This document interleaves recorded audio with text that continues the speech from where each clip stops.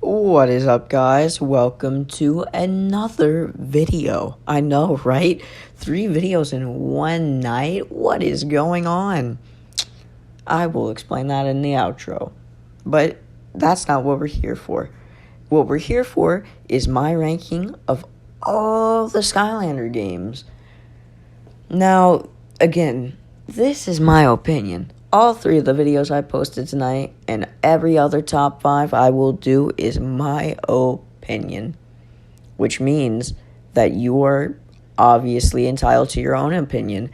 And please, tell me what your opinion is in the comments. I would like to know what you guys actually think of each game. Each of your favorite Skylanders and each of your least favorite Skylanders. Just as long as you're respectful to me, I'll be respectful to you. In the great words of Crash. Now,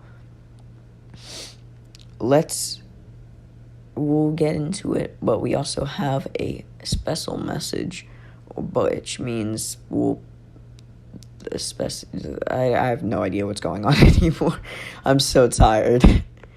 But this list is not wrong because, this is my genuine opinions of each game. So, we're going to get into it, and we're going to get to number 6 right about... Cash grab. That's basically Trap Team in a nutshell. Skylanders Trap Team was by far the most expensive game, just because how much you had to spend. You had to get trap masters just to open elemental gates. You had to get traps to get certain characters. And the worst part is that so many of these traps are so expensive now. The Chaos Trap is $70 at least. Sure, you could find better deals on eBay, but good luck. Most of them are even worse at maybe even $100. And most of the Trap Masters are relatively, pretty much the same price as some of the Imaginators.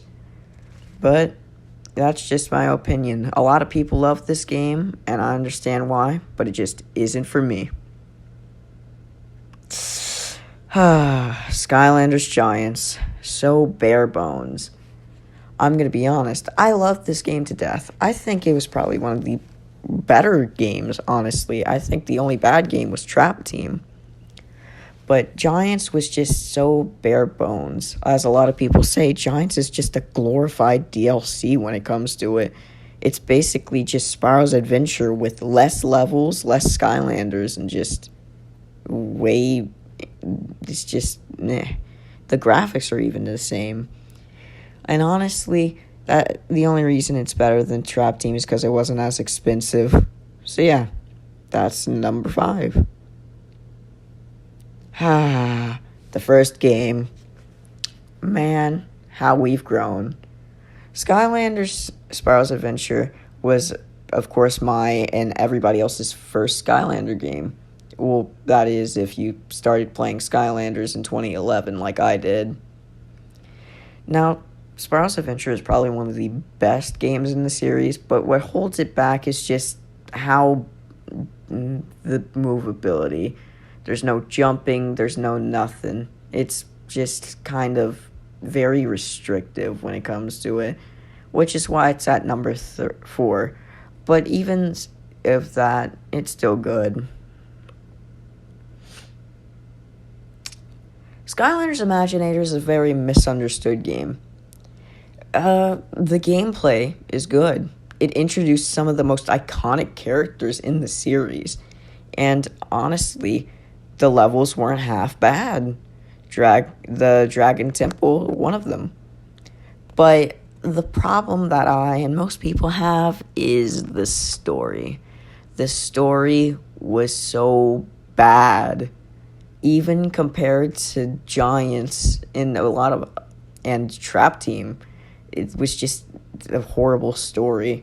But other than that, Imaginators, you did good for the last game.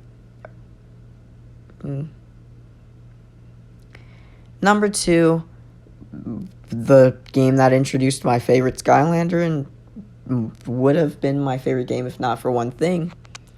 Skylanders Swap Force had the best gimmick by far, which is the swapping, the best story missions, or not story missions, but just missions in general.